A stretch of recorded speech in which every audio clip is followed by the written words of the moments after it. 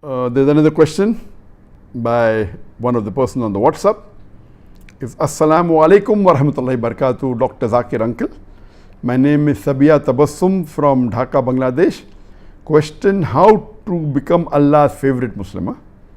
How can I become Dr. Zakir Naik? I'm a big fan of yours. Please pray for me so that I can become Dr. Zakir Naik and enter Jannatul Firdaus. We Bangladeshi people love you and we respect you. There's a similar question asked, so I've asked my team to club the questions which are similar, so that more people are happy that I've asked the questions, that I've answered the question. A similar question is asked by Abdul Ghaffur Khan from Pakistan. Sir, I'm from Pakistan and I'm a great admirer of you. My profession is nursing and my question is, how can I become like you? There's a third question similar to that. Assalamu alaikum, sir, I am Rahul Mia from India. I want to be a Dai, sir. Please tell me what should I do. I want to become like you and Sheikh Ahmed Didat. Regarding the basic question, all the three people have asked that all of them want to become a Dai like me.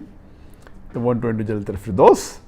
Let me tell you at the outset that it's not compulsory to become like me to enter Jannatul Firdaus. As far as I am concerned, I pray to Allah subhanahu wa ta'ala that may He accept my efforts whatever He can. And I consider there are millions of people who are better than me in terms of knowledge, in terms of dawah. It is hadha min fazli rabbi. It is only because of the mercy of Allah subhanahu wa ta'ala. It is only because of the grace of Allah subhanahu wa ta'ala that whatever little bit I have achieved is because of Him. And when I think of myself that there are, hundreds of thousands of people who are more knowledgeable than me, how come people come for my talks? How come people listen to me on the Facebook, on the YouTube? I wonder.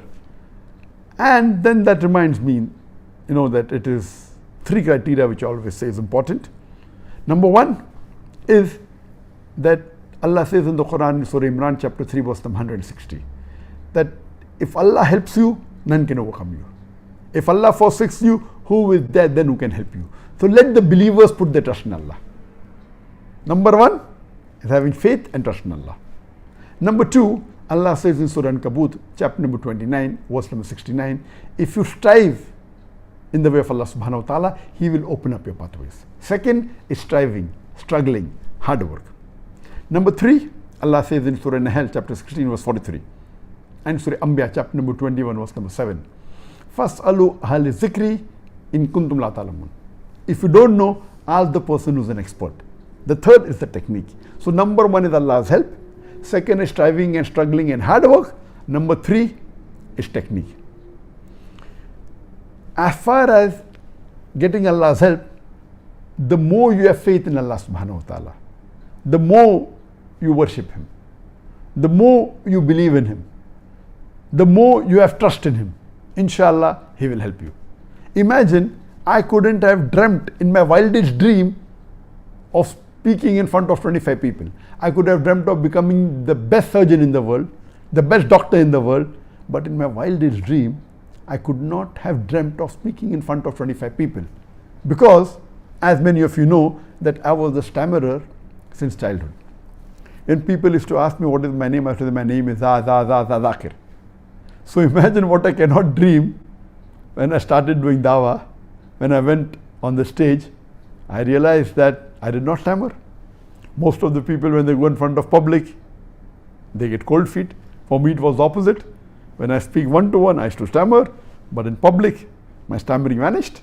Then later on, when I used to speak one-to-one to non-Muslims, even that time I did not stammer. With Muslims, I used to stammer, and slowly, alhamdulillah, my stammering kept on reducing, and yet I stammer off the stage.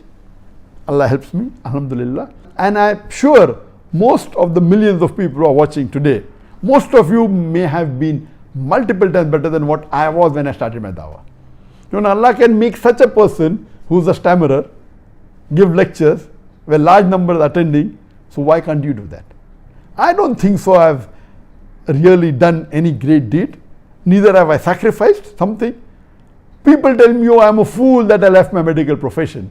Some people come and say, oh, because you sacrificed your medical profession. There is no sacrifice.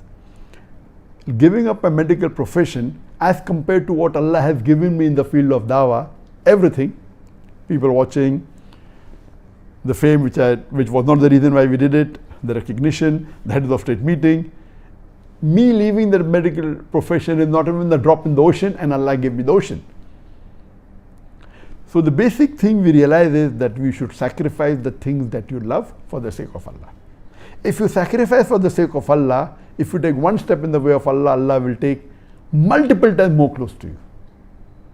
So number one is sacrifice, love Allah, trust Allah, have faith in Him, and then ask an expert. As far as we have Dawah training programs, where we had in the past, where we train people, but number one is help of Allah, number two is striving and struggling, and last is the training.